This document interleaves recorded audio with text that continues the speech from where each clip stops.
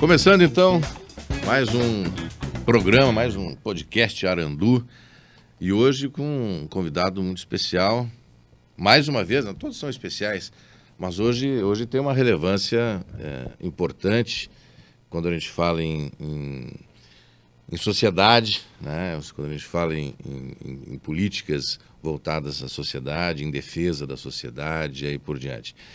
Eu queria muito cumprimentar e agradecer a presença do promotor Marcelo Mafra e dos colegas Joel de Lima, professor Gustavo, que são sempre companheiros, né, desse nosso programa, nesse podcast. 1º de 2023. Obrigado pela sua presença, pela sua participação, pela sua atenção aqui para o podcast Arandu. Bom dia Joel, Lara, o professor Gustavo. É um prazer estar aqui. O Joel inicialmente havia me convidado no final do ano passado, mas por conta aí de dificuldades de agenda nós postergamos para 2023.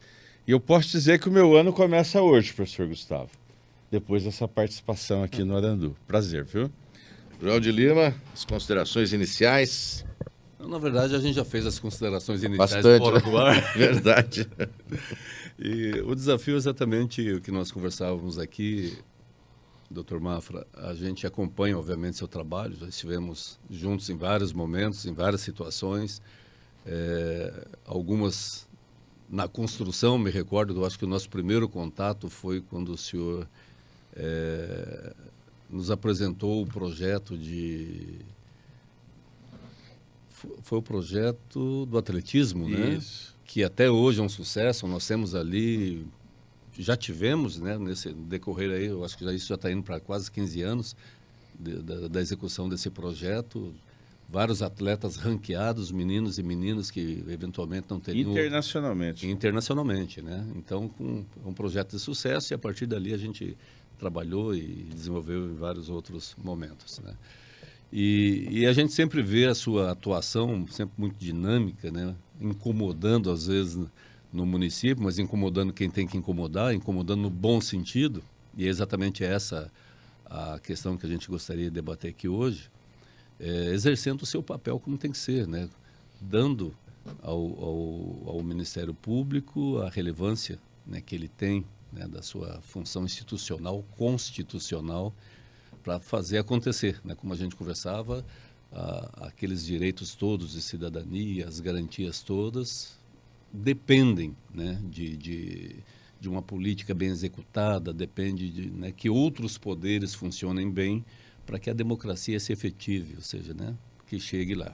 E às vezes tem aí dificuldades pelo caminho, e o Ministério Público tem cumprido seu papel, e o senhor, né, como representante, tem sido muitas vezes a ponta de lança, né, na sua atuação, exatamente cuidando dessas questões, garantindo ou procurando fazer com que aconteça, né, aí sim incomodando um pouco quem às vezes está meio acomodado, né? Então, gostaríamos de conversar na próxima hora aí um pouquinho sobre isso, né? Temos aqui um constitucionalista aqui, alguém que conhece também a fronteira, né? Um jurista de alto coturno aqui para nos ajudar nesse debate, de repente contribuir aí, Gustavo. Bom, não só o papel do Dr. Mafra aqui em Foz do Iguaçu, mas o papel que o Ministério Público desempenhou, sobretudo após a Constituição de 1988, ele contribui de modo muito significativo para reformular as instituições e o posicionamento do interesse público, né? Dentro de uma condição de Estado tão marcado por patrimonialismo, né? Por condições que não focavam no interesse público. Eu acho que essa avaliação, Dr. Mafra, nos interessa muito, né? E a sua perspectiva nesses desafios. Obrigado pela oportunidade aí. Vamos falar então, vamos começar a ouvir, né, e prestar atenção nas palavras do Dr. Mafra, nesse contexto aí que o professor Gustavo falou, da sua participação e principalmente da função do Ministério Público, doutor.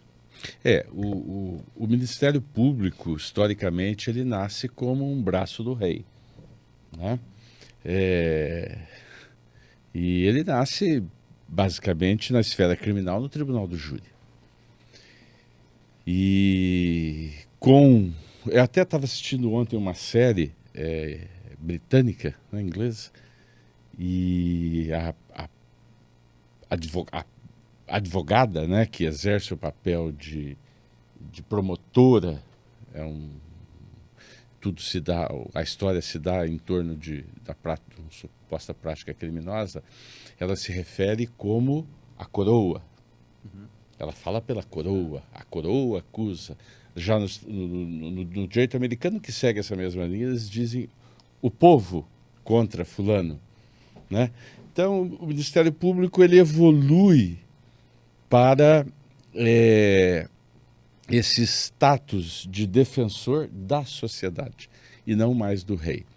Se nós pararmos para pensar, nos atentar para o significado dos vocábulos Ministério Público, Ministério, ofício, serviço público do povo, serviço do povo, né? E o Ministério Público brasileiro, eu digo que ele renasceu a partir da Lei da Ação Civil Pública em 1985, né?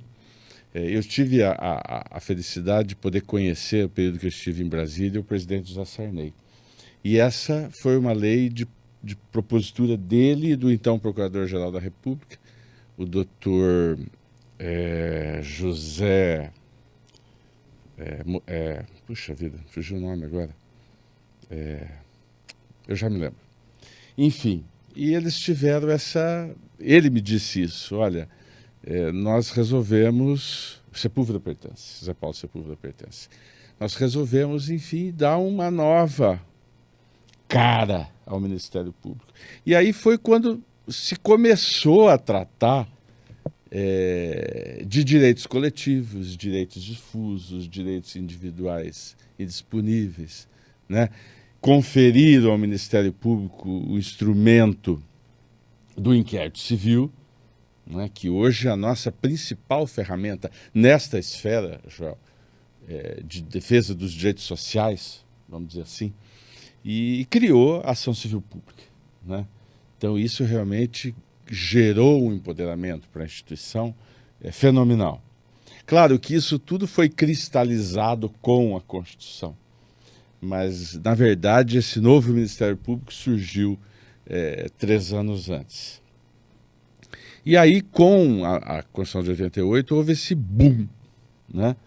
Parece que o Ministério Público ganhou assim uma relevância que nem a própria instituição imaginava. E a partir daí houve um processo durante pelo menos aí uns 15, 20 anos de um empoderamento crescente, né? Foram conferindo mais e mais e maiores atribuições.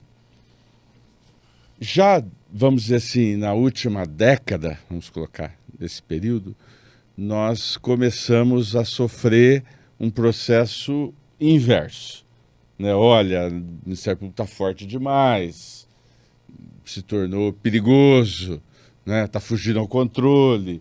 Então nós estamos sentindo agora um processo de desidratação, vamos dizer assim. Não tão significativo, mas acredito até que seja salutar, né? Chegou uma época que até em questões de futebol que envolveu o Ministério Público, na Lei Pelé, enfim, nós também não temos pernas, Lara, para tudo isso. Essa que é a verdade. Felizmente, eu posso dizer aqui pelo Ministério Público do Paraná, administrativamente nós tivemos assim um crescimento fenomenal, inclusive sobre a parte estrutural. Eu me lembro, eu sou da turma de 1995, vou completar 28 anos agora. Quando eu ingressei na promotoria, éramos eu e eu, não havia ninguém. Algumas promotorias ainda tinham telefone próprio, outras tinham que usar o ramal do fórum. Eu sou da primeira turma que já contou com computador. No curso preparatório que nós tínhamos, né? A Procuradoria disponibilizou umas aulas de computação, né? Eu era totalmente cru Ainda continuo, né? Sou muito limitado. Mas, enfim, eu ainda já entrei com o computador. Eu me lembro que em 98, eu já estava na carreira há 3 anos, a minha maior alegria foi quando eu recebi um aparelho de fax. A gente não tinha ar-condicionado na sala, o calorão, tinha que trabalhar com ventilador. Quer dizer, hoje eu trabalho aqui numa equipe, eu tenho 2 estagiários, 2 assessores e um servidor. Né? Eu tinha que levar, Joel, a correspondência do correio, subscrever o envelope, pagar pela correspondência, porque nós não tínhamos convênio com o correio. Então, sobre esse aspecto, nós crescemos muito, né, institucionalmente. Isso impacta diretamente na execução dos trabalhos, né? Mas eu digo que nós vivemos hoje um momento muito importante, né, para a sociedade, para a instituição e para a sociedade. Porque, lamentavelmente, no nosso país, nós temos 2 classes de cidadãos. O sobre-cidadão, que usufrui do Estado, mas a ele não se submete, e o subcidadão, que não tem acesso aos serviços estatais, né? Eu tive a honra de trabalhar com a doutora Raquel Dodge por 1 ano e meio em Brasília, e ela tem essa visão social do Ministério Público. Nós vivíamos aí naquela época também um período aí de conturbação, né, na sociedade brasileira, e ela dizia, olha, no Estado liberal a maioria governa, mas respeitando os direitos das minorias. E ela tinha essa preocupação, tem até hoje essa preocupação muito grande com as minorias, né? Então, o grande desafio do Ministério Público no Brasil hoje é tentar garantir o acesso desse subcidadão aos serviços do Estado. E essa não é uma tarefa fácil, já. Eu digo porque eu atuo nessa esfera extrajudicial já há mais de 7 anos aqui em Foz, né? Eu vim da atribuição criminal, né, e hoje estou nela. E assim a gente nota dificuldades muito grandes, às vezes até quase que intransponíveis. Mas a gente não pode desistir, né?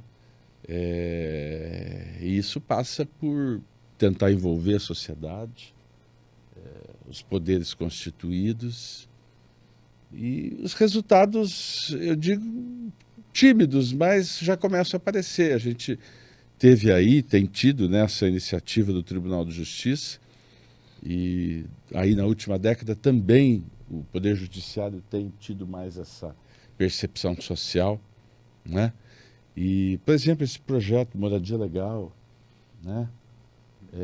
Era algo que nós cobrávamos muito, eu cobrei muito do município de Foz do Iguaçu, a questão da regularização fundiária, algo que precisava existir, porque era uma situação já consolidada, mas que todo mundo fazia vista grossa, torcia o nariz, né? Então, sob essa perspectiva, eu digo que nós temos ainda muito a alcançar, muito a atingir. E a gente procura realmente trabalhar com os conselhos, né?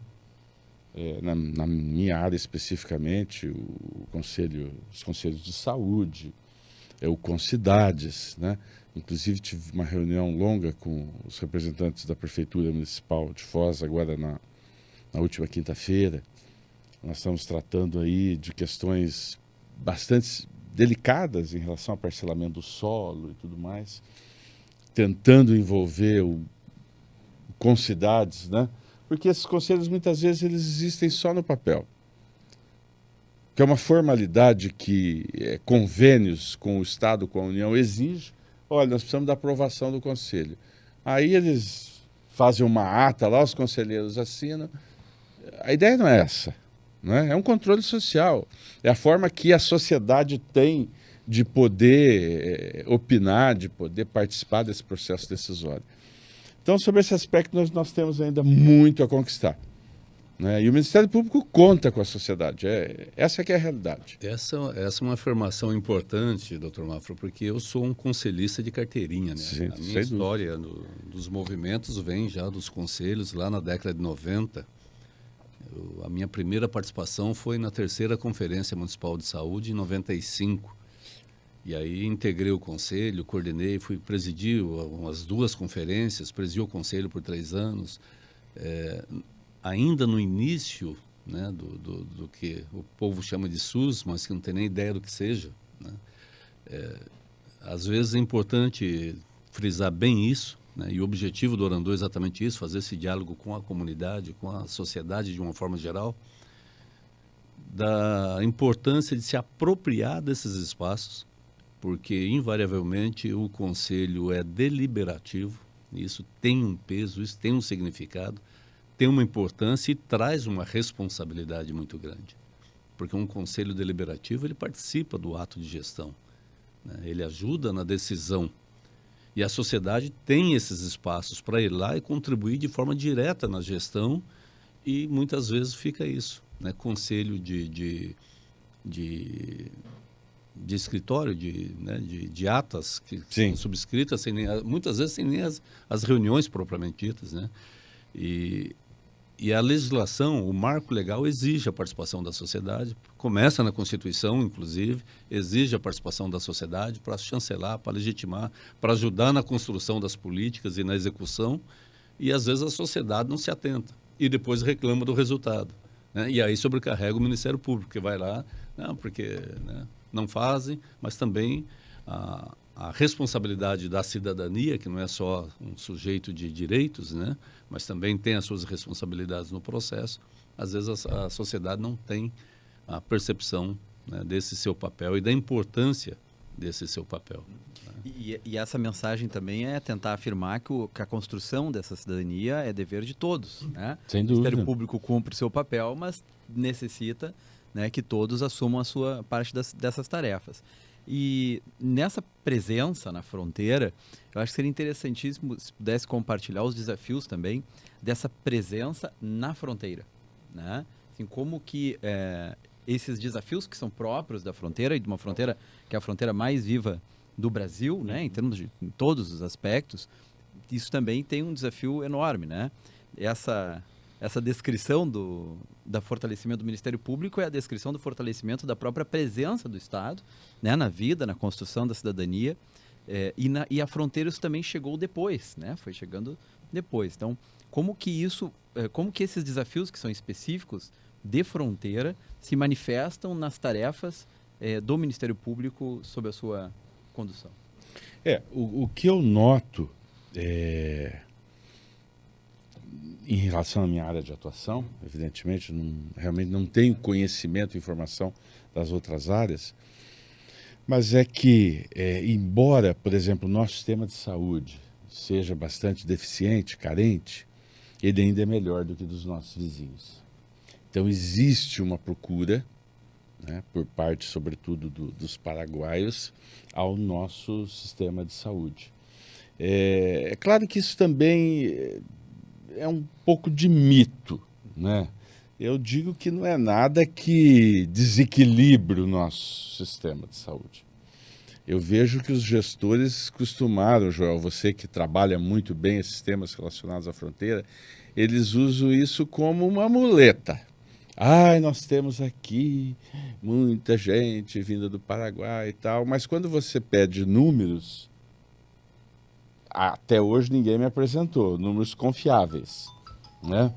Muito mais especulativos. Olha, a gente tem, mas vamos quantificar isso.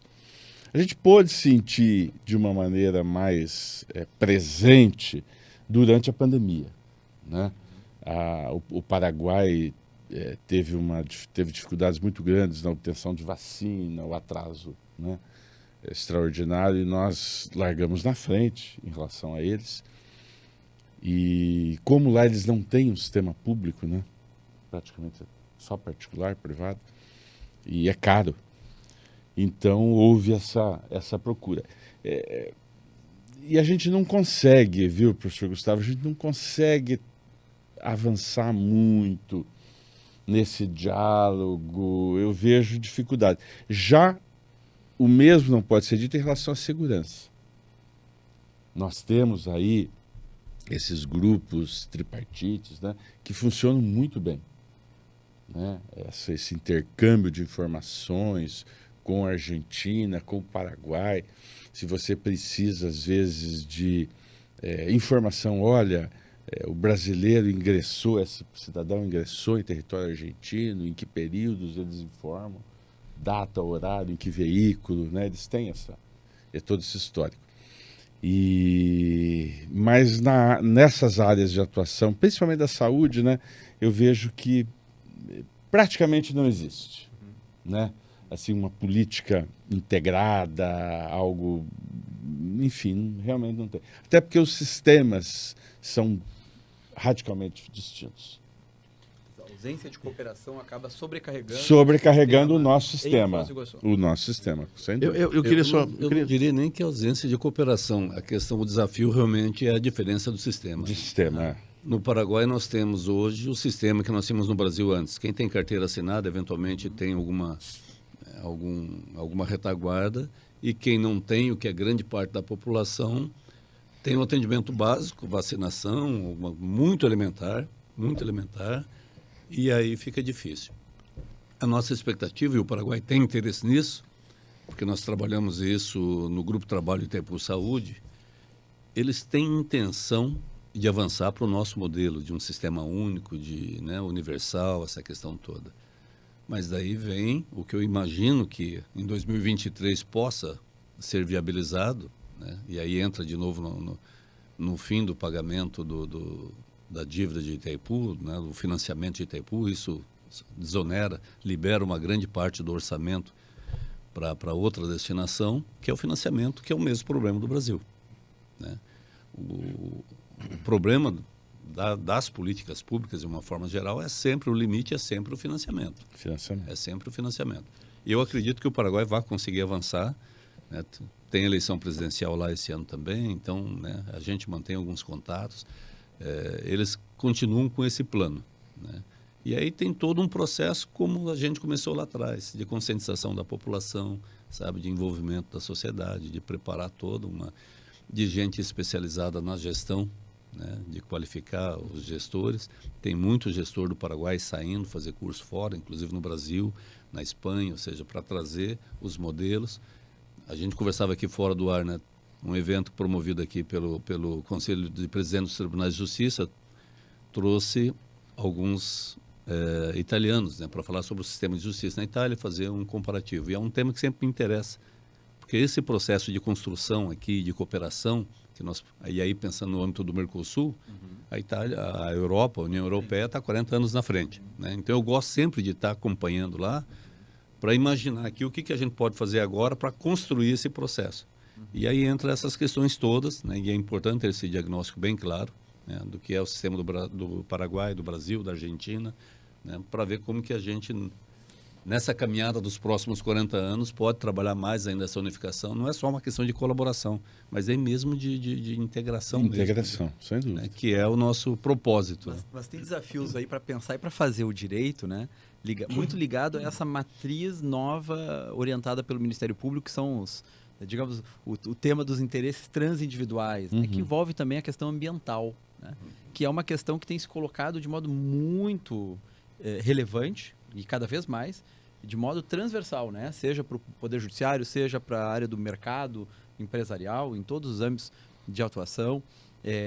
E isso na fronteira também é um desafio, né? Porque o ambiente, assim, como é que você vai dividir o rio, né? Sim. O cuidado com o rio, o cuidado com o ar, o cuidado com a preservação ambiental, né? Então, como que isso também se coloca como possibilidade, né? Se nós pensarmos um futuro de maior cooperação, né? Nesses temas ligados a questões transindividuais, diante, assim, considerando que o direito sempre foi marcado por um viés bastante nacionalista, né? E nós temos desafios aqui que são absolutamente ligados à transfronteirização, tá? Então, como que isso, a defesa dos interesses coletivos e transindividuais, elas devem permear um conjunto de desafios que estão no limiar do direito, né? Na relação do direito com a política, mas aqui, às vezes, com a política internacional, né? Como que isso também lhe desafia no cotidiano? Pudesse compartilhar um pouco, acho que seria... Se me permite, Marcelo, Claro. eu quero só fazer aqui, aproveitando de novo experiência. esse evento aqui, né? O italiano falou que 90% da legislação italiana, na verdade, decorre Direito europeu. do mercado comum. O que é definido na União Europeia, internaliza, ou seja, o que ele tem hoje da legislação italiana, 90% não é italiano. Não é italiana. Já é, e aí de repente, por isso que eu fico pensando 40 anos. É. A questão é hoje, né? É. Como que a gente trabalha hoje para caminhar para isso? Aí as questões se tornam ainda mais delicadas. Vou dar um exemplo. Avenida Beira Rio, em Foz do Iguaçu. Nós temos ali uma área de preservação permanente que deve ser de 500 metros, né? Pelo porte do Rio Paraná. Aí nós temos o lado paraguaio que eles fazem o que querem. No Rio Iguaçu, nós temos também a mesma limitação do lado brasileiro.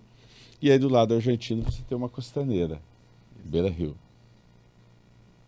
Então, para você notar, assim, algo que é visível, Contraste bastante evidente. né? Aí falam, nós temos um projeto para Beira Rio. Ótimo. Só que existe uma sentença transitada e julgada, uma ação civil pública movida pelo Ministério Público Federal, que proíbe edificações naquela área. Você entendeu? Então, são interesses, assim, bastante complexos, difíceis de você conseguir equacionar. Então, o meio ambiente é ainda mais complicado. Essa interlocução é muito mais difícil. O Joel ressaltou bem, olha, 90% da legislação ambiental da Itália não é da Itália, é da União Europeia. E aí nós vamos lá, o que foi o Brexit no Reino Unido? Olha, nós não queremos mais saber disso. Nós queremos tratar da questão principalmente migratória, nós queremos ter o direito de tratar e dizer não queremos mais, né? Acolher imigrantes, Esse foi o ponto fundamental, né? Para o Brexit. Então, você vê como tudo isso é difícil. Durante alguns anos, eu participei como membro do Conselho Consultivo do Parque Nacional do Iguaçu. E o parque, na verdade, é um só. É do Brasil e é da Argentina. Tem um rio no meio. Aí, aqui no Brasil, nós nós não podemos continuar, porque um período ela existiu, com a Estrada do Colono. Porque ela causa realmente danos muito significativos àquele ecossistema e tal. Aí você vai do lado da Argentina, para você chegar no aeroporto, você cruza o parque numa ruta nacional. Eu me lembro, numa das reuniões que nós participávamos de lá e eles participavam aqui, participam, né? Os dirigentes do Parque Nacional do Iguaçu Argentino. E uma ocasião, até o Jorge Pegoraro, do diretor do parque, ele perguntou, olha, tem ideia do volume de animais mortos ali na estrada? Ele falou, era algo assim gigantesco. Claro, animais mais de pequeno porte, né? Então, para você ver, professor, as dificuldades e são coisas que nós não conseguimos resolver localmente. São discussões nacionais, que envolve Brasília, Buenos Aires e Assunção. Então, realmente, isso é muito complexo. Eu, assim, nesses quase 30 anos de Ministério Público, eu digo assim que nós evoluímos enormemente na questão ambiental. Muito, muito mesmo, né? Em termos, eu acho que hoje a nossa legislação está entre as mais avançadas do mundo, né? E não vou dizer a questão lá do norte, nordeste, mas aqui, nessa região aqui, sul, sudeste, centro-oeste, a execução dessas leis, nós estamos assim num patamar muito, muito bom, né? Hoje qualquer empreendimento, você tem que ter, se você for, por exemplo, implantar um posto de gasolina, né? Para você começar a funcionar esse empreendimento, fazê-lo rodar, você não imagina o volume de licenças e de autorizações, porque nós precisamos ter segurança jurídica e ambiental. de que o tanque está no local apropriado, de que o material empregado para aquele tanque não vai causar contaminação do solo, do lençol, né? Que você tomou todas as cautelas para que não haja vazamento, enfim. É nessa perspectiva que eu digo que a gente tem que continuar avançando. Eu até fiquei feliz aí com a nomeação da Marina Silva, porque ela tem essa visão, né? Essa visão do direito ambiental, social. Isso. Que tem que ser socioambiental. É socioambiental. Esse é um outro desafio. Não é só ambiental desenvolvimentista. Não é por aí. Tem que ser social. As pessoas também, né? O senhor começou a nossa conversa falando de algumas dificuldades do Ministério Público. E esse exemplo ambiental que o senhor deu se insere nessa questão das dificuldades de uma atuação ou da solução de uma série de problemáticas sociais, se insere nessas dificuldades que o senhor comentou? Também. Porque veja só, vamos dizer que aqui nós tenhamos uma rede coletora de esgoto satisfatória. Tá? Vamos colocar no satisfatória. Tem muito que avançar, mas acho que já estamos numa crescente boa. E que nós não lançamos, por exemplo, efluentes no Rio Paraná ou no Rio Iguaçu. Então nós queremos preservar aquele corpo hídrico que é fundamental, não só para o Brasil, mas até porque o Rio Paraná vai desaguar lá em Buenos Aires, né? Mas aí você vê que o Paraguai pode não ter essa mesma preocupação. Então nós bloqueamos o lançamento desses efluentes e aí do lado de lá eles lançam. Você entendeu? Então fica difícil você controlar a qualidade de água. Estou citando um exemplo assim hipotético, não estou dizendo que isso aconteça. Mas fica difícil você fazer o controle da qualidade da água, da fauna, da flora, né, daquele ecossistema. Então, são dificuldades assim que a gente precisa, em algum momento da nossa história, nós vamos ter que chegar a um denominador comum. E são questões que no Mercosul nós não conseguimos resolver até aqui. União Europeia, se o país hoje quiser entrar na União Europeia, ele tem que se submeter a todo esse arcabouço e não tem conversa. Ou você se ajusta ou não entra, permanece fora. Né? E aqui no Mercosul, eu lembro quando eu estava na faculdade, eu entrei em 89, nós estávamos começando a falar disso. Né? E eu sinto que sobre vários aspectos a gente não conseguiu avançar. O Mercosul nós temos, eu diria assim, um desafio. Você coloca a conversa que se dá em Brasília, Buenos Aires, Assunção. Só que, primeiro, o Mercosul já é um desafio por si. Né? Cada mudança de governo, por exemplo, nós tivemos aqui o Mercosul sobrestado, ou seja, parado, desprezado até nos últimos 4 anos. Então, tudo que tinha de articulação, de fortalecimento, de cooperação no âmbito do Mercosul, onde poderia se levar essas questões, nos últimos 4 anos não avançou 1 milímetro, pelo contrário. E no âmbito do Mercosul, nós temos um espaço que foi criado, eu não me recordo agora se em 2004 ou 2005, mas que é o FCCR, e que alguns gestores deveriam ter conhecimento desse espaço e exercer ali o seu protagonismo, exatamente colocando na pauta essas questões, não o fazem. O FCCR é o Foro Consultivo de Cidades e Regiões. Porque o Mercosul realmente se discute Brasília, Assunção, Montevidéu, né, Buenos Aires. Só que ele acontece aqui.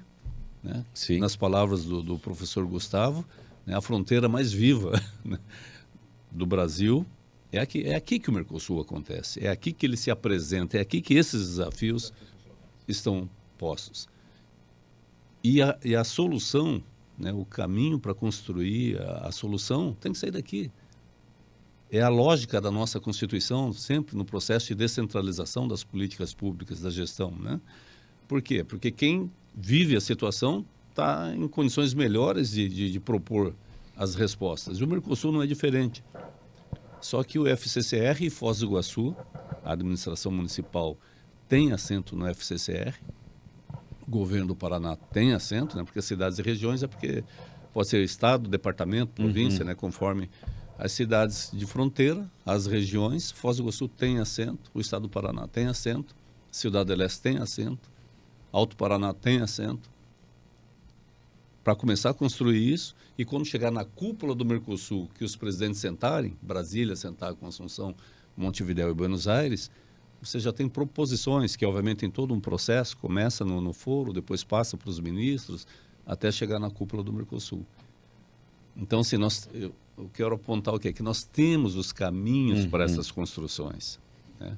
A gente precisa fortalecer isso, a sociedade tem que ter conhecimento disso, sabe? Cobrar o funcionamento desses mecanismos de discussão, para que um dia, quando os presidentes se reunirem, e a cúpula acontece, não me fala a memória, a cada ano, né? E você ter essa questão que o senhor traz aqui, já discutido, e na pauta lá falar, olha, nós temos a questão ambiental dos rios, né, de fronteira internacional, que a gente precisa avançar nisso, colocar isso na pauta dos ministros de meio ambiente dos países para levar para a cúpula e começar a construir, e aí voltando lá no mercado comum europeu, voltar a construir marcos legais no âmbito do Mercosul que orienta a formulação, né, da legislação nacional nos países. E aí a gente pensa daqui a 40 anos, né? Sem dúvida. Mas assim, há interesses locais que são internacionais, né? Acho Claro. que essa é uma questão relevante. Mas a outra também é observar que há desafios na integração federativa interna, certo? Então, desde o entendimento assim do próprio direito, né? A gente estava falando de questão ambiental que hoje desafia profundamente, mas há questões talvez menos desafiadoras assim de articulação que ainda nos desafiam na integração federativa. Acho que isso também, né? Tanto as competências, o exercício das competências, mas o entendimento jurídico, né? Como que isso também se fala muito em segurança jurídica, né? E esse é uma grande questão no direito, né? Essa insegurança jurídica e como isso na fronteira também se manifesta de modo talvez mais peculiar, tá? Mas como que isso também coloca o Ministério Público como um ator estratégico. Acho que isso seria interessante ouvir também, assim, como que essa integração federativa na construção de uma segurança jurídica. Quando a gente fala no internacional, parece que o nacional está absolutamente, né, definido, está tudo certo, a segurança jurídica é plena. Assim, não é bem assim, né? Não é bem assim. Se fala, às vezes, a diferença de interpretação das mesmas regras nacionais na abordagem das aduanas. Né? A gente teve um fórum de logística aí e falava assim, olha, às vezes o caminhão desvia porque o fiscal interpreta diferente.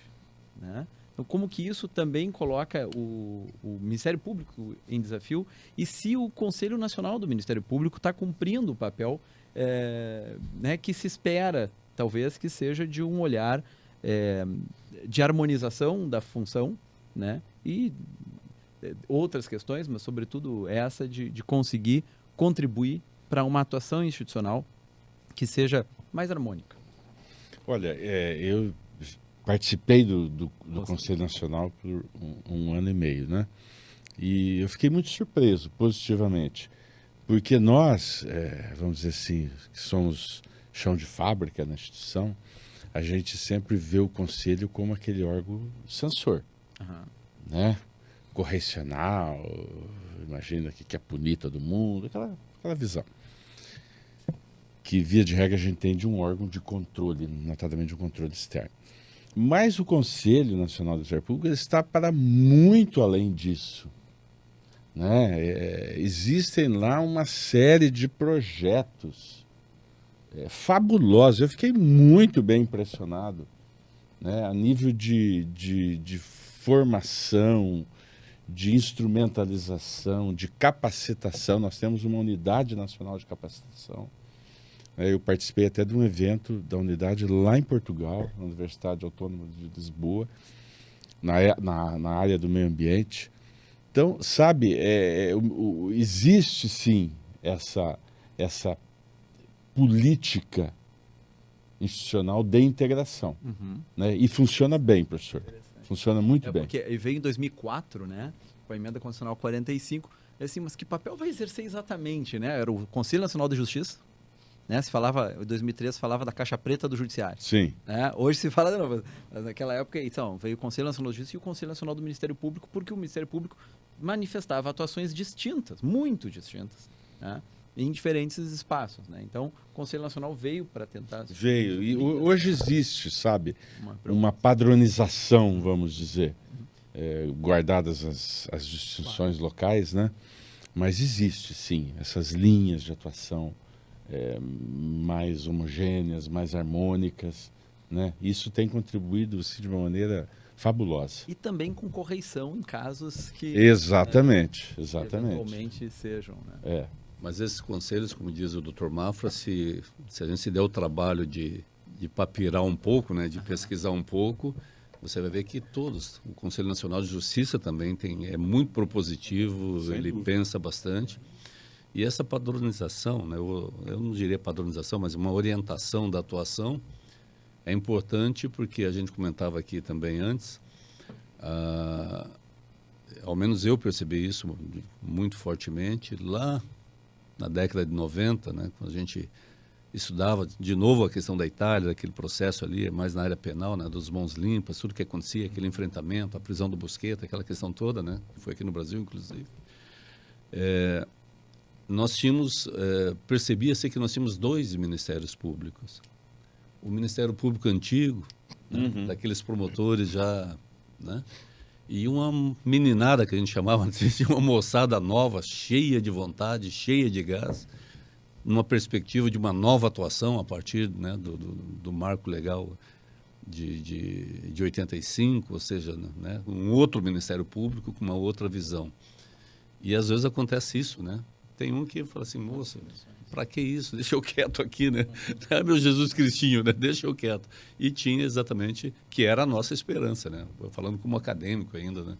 Era a nossa esperança de mudanças que o país, que a gente entendia, né? Que o país precisava, né? E essas novas balizas, Joel, também têm se mostrado relevantes por conta de todos os excessos, os abusos que acabaram acontecendo nesse percurso, né? Nós vínhamos de uma instituição absolutamente sem nenhum controle externo e com controle interno acanhado, né? Existe o corporativismo, isso é inegável, em todas as carreiras, as profissões, né? E então eu acredito que nós estejamos aí num ponto de equilíbrio interessante no presente momento. A gente vê com muita preocupação essa corrente revanchista da classe política, né, em relação ao Ministério Público. Então, muita preocupação essa emenda constitucional, proposta de emenda constitucional que está em andamento no Congresso Nacional para tentar ampliar a composição do Conselho Nacional para introduzir mais indicações políticas, sobretudo da Câmara e do Senado, tentando também tornar a corregedoria, a função do Corregedor Nacional, passível de indicação de pessoas que não integrem o quadro, que é absolutamente inconcebível, né? Mas, enfim, são desafios que a gente tem que enfrentar todos os dias aí. Só quem vive em Brasília, ou já viveu, sabe como é que as coisas ocorrem por lá. Mas ele conseguiu cumprir um papel, me parece, né? De construir uma visão de conjunto sobre a atuação do Ministério Público. Sem dúvida, o sem que dúvida. É extremamente relevante para o chão de fábrica conseguir saber como ele atua melhor. Né? Então, assim, porque nos falta muito na construção de políticas públicas essa visão de conjunto, essa métrica da atuação panorâmica, né?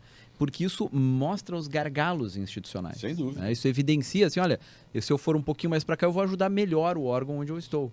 Né? Então, essa é uma questão, né? Assim, mesmo nessa atuação com qualquer órgão público, né, Mafra? A falta de números, a falta de dados precisos, a falta de visão de conjunto, às vezes que o próprio gestor estratégico têm que não têm, né, para conseguir tomar as decisões Hoje e nós orientar. temos números de absolutamente tudo. Tudo. E eu Por acho área que de as- atuação, E acho por que o tudo, pedido tudo, do tudo, Ministério, tudo. as demandas do Ministério Público que ajudaram bastante nesse processo de construção, né? Sem dúvida, sem dúvida. Mas eu acho que é isso que, na verdade, vem crescendo cada vez mais a instituição Ministério Público. É porque a gente sente no dia a dia a ausência de soluções mais efetivas. Sem dúvida. E aí é óbvio que o Ministério Público cresce e vem crescendo e vem se fortalecendo cada vez mais. Até a gente falava antes de começar o programa, o professor Gustavo falou sobre a questão de um quarto poder, né? Tinha o manual de direito do constitucional Ministério que por Público. mais de década. O senhor vê mais ou menos nesse sentido também, porque a gente fala tanto em quarto poder, a imprensa era o quarto poder, o Ministério Público agora é o quarto poder. O senhor sente isso? Olha, eu não gosto muito dessa ideia de quarto poder, sabe? O Ministério Público ele tem que ter autonomia, né? Nós temos autonomia, podemos dizer, plena em relação a orçamento, administração, tudo mais. Agora, falar em quarto poder aí eu acho complicado, até porque, vamos dizer assim, o diretor, o reitor das nossas instituições é escolhido pelo Poder Executivo, né? Nos estados, no Distrito Federal por meio de lista tríplice e na União por indicação do Presidente da República. Independentemente de qualquer lista, desde que integre os quadros do Ministério Público da União. Não, sem dúvida alguma. Esse eu tô me referindo ao manual de direito constitucional, que era dos mais usados em concursos, né? Que teve umas 10 edições, hoje deve estar na 20ª. Mas eu só que, não, essa é uma ideia equivocada, né? Sem dúvida alguma, e que é representativa dessas ultrapassagens, Sim. né? Da atuação funcional, sem dúvida alguma. Sim. Mas era uma representatividade do contexto, né? Era uma representatividade do contexto. Poderes são 3, né? Executivo, legislativo e judiciário. E aí o Ministério Público cresceu bastante fruto dessa autonomia. Autonomia. Nossa autonomia, nessa ampliação da atuação dos interesses transindividuais e da autonomia. Mas só para eu deixar claro, sem dúvida, foi um entendimento equivocado. A discussão do Ministério Público, do ponto de vista acadêmico, tem várias. E eu trago um trauma pessoal, porque a minha formatura no curso de Direito atrasou 6 meses por conta de um enfrentamento que eu tive com um professor, exatamente sobre se o Ministério Público era parte no processo penal ou não, que é uma tese do professor Jacinto Coutinho. Foi meu professor. Então. E o meu professor de processo penal era aluno dele, que era o professor Câmara, e que veio com essa tese e que naquele momento era uma coisa nova, né? E se não me falha a memória, era só o Coutinho e os alunos dele que defendiam, né, que o Ministério Público era parte no processo penal. E eu me opus à ideia, na prova fiquei para exame, no exame ele fez a mesma pergunta, eu fundamentei em 5 laudas e reprovei. Então, só que daí teve todas umas consequências, né? Obviamente eu recorri, mas permaneci reprovado, só que ele também foi dispensado da faculdade. Não, né? Aquelas coisas que... Só que a professora que veio no semestre seguinte era aluno também, foi aluna, a professora Ana Paula, né, da PUC de Curitiba, vinha dar aula para gente, também era aluna do Jacinto Coutinho, com a mesma posição. Falei, tô morto. Eu não vou me formar nesse negócio, né? Eu fui aluno do professor Jacinto, né, do processo penal, e entendo que o Ministério Público é parte já. Mas eu não quero de maneira nenhuma reprovar suas ideias. Não, mas você acredita que é o seguinte... Num contraditório. Mas hoje eu já revi meu conceito. Mas na época eu falei, não, ele não me convenceu, né? Porque obviamente eu lia, né, os outros autores, lia tudo, o resgate histórico do processo, sabe? Você começou dizendo, né? O Ministério Público falava em nome do rei, sim, entende? Então era toda... E aí, hoje... Já aderi à tese, mas na época eu reprovei porque não concordei e não teve jeito. Né? Mas nós já estamos caminhando para a nossa hora, parece que não, né? Muito rápido. Né? Caminhando para a nossa hora, eu, assim, como objetivo é que a população conheça, né, o Ministério Público. Aqui em Foz do Iguaçu, vamos voltar para o bairro, né? Aqui em Foz do Iguaçu, né, são quantos promotores, como que é a organização do Ministério Público, como que ele atua? Aqui o cidadão e a cidadã saber Sim. em que porta bate. Aqui em Foz há 3 braços do Ministério Público, né? O Ministério Público Federal, o Ministério Público do Trabalho, que são do Ministério Público da União, e o Ministério Público do Paraná. No Ministério Público do Paraná nós somos 16 promotores, 16 colegas, cada um aí na sua área de atuação. Claro que a maioria está na esfera criminal. Nós temos a nossa sede, que funciona aqui na rua Epifânio Sossa, exatamente aquela rua lá atrás do fórum. Lá funcionam na sede as promotorias especializadas, incluindo o GAECO, e também uma promotoria de família e a promotoria do juizado da Maria da Penha, né? E anexos. E o restante tem seus gabinetes lá no fórum. E atualmente o nosso expediente é pela manhã e à tarde, embora já esteja em avançado estudo, alteração para que a gente siga também o horário do expediente forense, né? Só no período vespertino. Atuamos também em plantão, 24 horas, mediante rodízio e todos os colegas. E eu digo, Joel, que a minha promotoria, que é a 9ª promotoria, trabalhamos aí na esfera da defesa da saúde pública, meio ambiente, habitação e urbanismo. Nós estamos entre as 4 maiores do estado em volume de atendimento hoje, né? Até um tempo atrás, não sei exatamente hoje, mas até um tempo atrás nós perdíamos apenas para Curitiba, Londrina, Maringá e Ponta Grossa. Aliás, estávamos em 4º. Perdíamos para Curitiba, Londrina e Maringá. Isso quer dizer que a situação em Foz do Iguaçu é ruim. É ruim. Se o Ministério Público está com esse volume de trabalho... Exatamente. E 90% a mais desse volume é a saúde pública, né? Nós precisaríamos, Joel, de um programa específico para a gente tratar disso. Eu sinto realmente a gente não ter tempo, né, de abordar esse tema. Política de saúde. Política pública de saúde. Eu digo que nós estamos assim... se tivéssemos que aferir um grau, né? O nosso é sofrível para insuficiente. Realmente, digo isso com muita tristeza. Quanto promotor, eu estou enxugando gelo o tempo todo. Mas quem sabe uma outra oportunidade vamos aí a marcar gente um volta. Específico, né?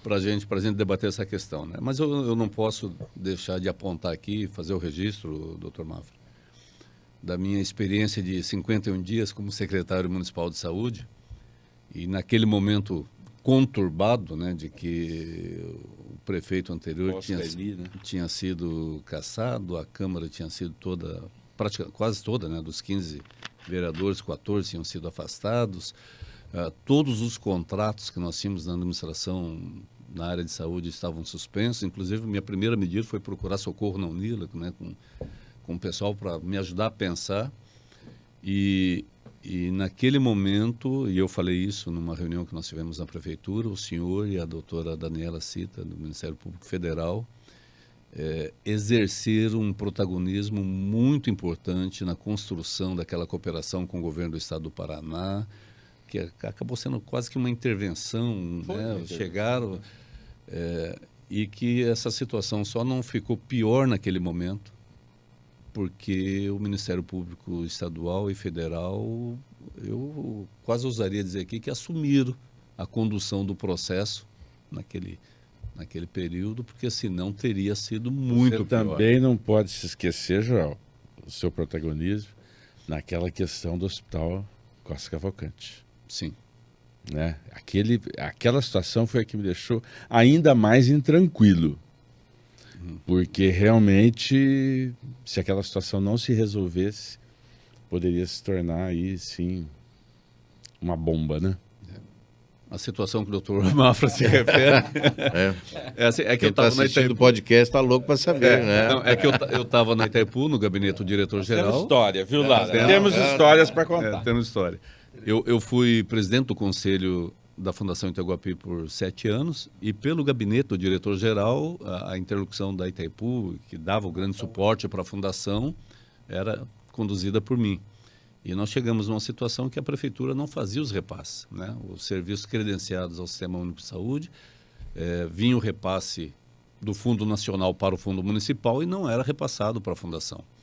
Na verdade, ele era usado para custear o Hospital Municipal. E a coisa foi chegando num ponto que ficou insustentável. Se não me falha a memória, estava em torno já de 25 milhões, caminhando para 30. Bateu em 34 milhões. Né? E aí a gente teve que tomar uma medida, porque as conversas com a administração não surtiam efeito.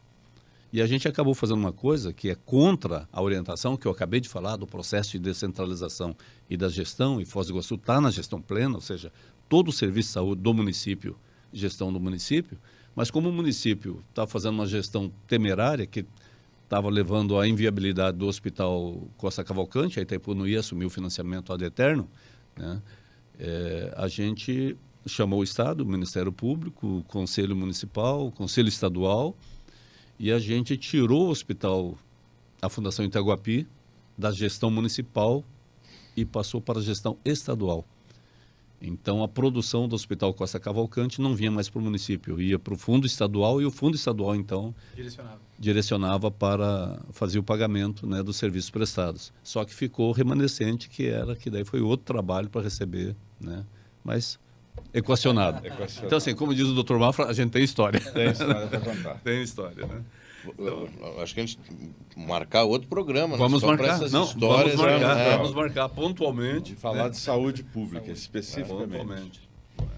O Ministério Público, no passado, porque você vê que não é coisa recente, eu vou falar aqui da década de 90, quando houve, ainda na época da Santa Casa, houve também uma dificuldade, o município requisitou o serviço, houve uma intervenção na Santa Casa, e eu era o presidente do Conselho Municipal de Saúde.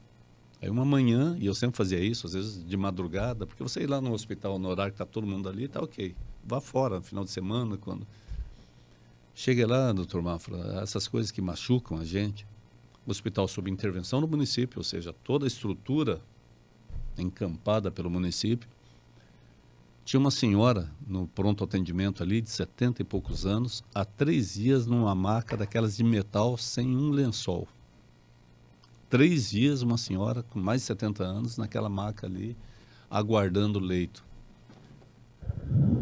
Eu saí dali e subi no andar superior, várias enfermarias, vários quartos vazios,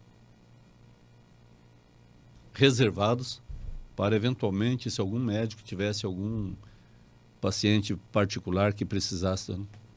Aí eu desci e pedi para falar com o administrador do hospital. Aí ele não podia me atender porque estava, eu lembro até hoje, estava na Unioeste, participando de um curso lá, sábado de manhã. Aí eu liguei para o promotor, né? O promotor, não, João, estou indo aí, mas eu fiz isso na frente do atendente. Doutor, preciso do senhor aqui para tomar conhecimento de uma situação e ver o que a gente pode fazer. O diretor do hospital, que não podia vir, antes do promotor chegar, ele já estava lá, né? Então, assim, a gente já passou por situações e situações, né? E o Ministério Público sempre atuante, né? A nossa o último socorro, quando você no diálogo não resolvia, chama o Zorro, que chama o Ministério Público, né? Que ele vem com capa e espada e resolve. E é essa, na verdade, a gente faz, obviamente, essa figura, mas é assim que a população vê o Ministério Público, né? Como aquele último bastião, né? O último socorro, é a minha última esperança. Quando eu não consigo, o sistema não funciona, a administração não me responde, o que eu faço? É por isso que eu pedi para o senhor falar sobre, né, a estrutura do Ministério Público, né? E aí, em todas as áreas. Obviamente que a saúde seguramente é que apresenta a maior demanda, né? Mas a população tem esse canal, tem o conselho, pode procurar o conselho, pode, né? Mas, em último caso, né, procura o Ministério Público, que a gente sabe que responde, que está sempre atuante. Então, lá, a gente tem um indicativo importante que é, saber se a entrevista foi boa ou se não foi. E agora o senhor vai entrar em julgamento agora. Né? Avaliação. Uma avaliação. É a nossa coruja. A coruja. A coruja, se ela piscar, foi boa a entrevista. Opa, aí, opa, vai lá, corujinha. Opa, aí vai abrir, viu? Obrigado. Então, passou foi aprovado, né? Eu fico muito agradecido, João, pelo convite, né? Conheci hoje o Lara, o professor Gustavo já é meu conhecido há longo tempo. E eu me coloco à disposição. Eu lanço aqui o desafio. O convite está feito, só vamos a questão de ajustar nós precisamos a tratar agenda de saúde voltar. pública. Eu não me canso de tratar desse tema, né? Porque eu vejo, a gente testemunha o sofrimento da população, do usuário do SUS. A gente tem vivido. Obrigado, Marcelo. Vamos continuar a conversa. Vamos, então, na verdade, é só um intervalo agora e a gente conversa, continua essa conversa no próximo programa. Maior prazer. Viu? Obrigado. Vamos encerrando, então? Encerrando. Encerrando, até o próximo programa.